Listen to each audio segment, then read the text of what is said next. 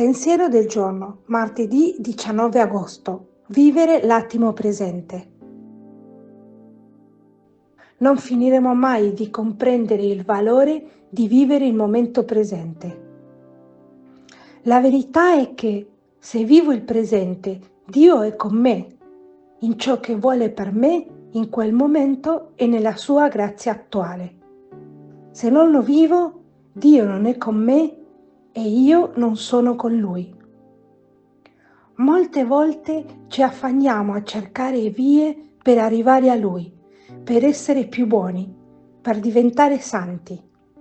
Ma perché cercare vie se la via è Lui ed Egli è lì, eternamente presente, aspettando che in ogni momento della vita che ci è data possa entrare a collaborare con noi per operare con e in noi e farci compiere opere degne dei figli di Dio.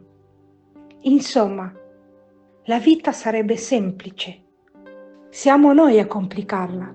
Basterebbe inserire bene nel presente con tutte le sue gioie, i suoi imprevisti, i suoi dolori, i suoi dovuti sforzi e tutto scivolerebbe da sé come se un potente razzo ci portasse verso l'eternità beata.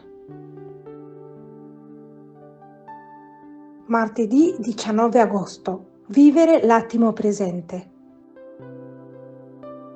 Chiara Lubich, Tornare al presente, Città Nuova Editrice.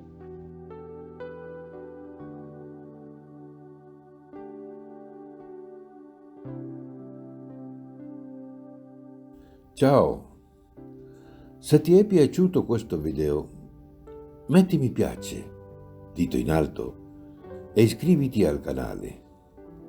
È libero, gratuito e senza alcun impegno. Parola di vita, agosto 2025. Perché dov'è il vostro tesoro, là sarà anche il vostro cuore.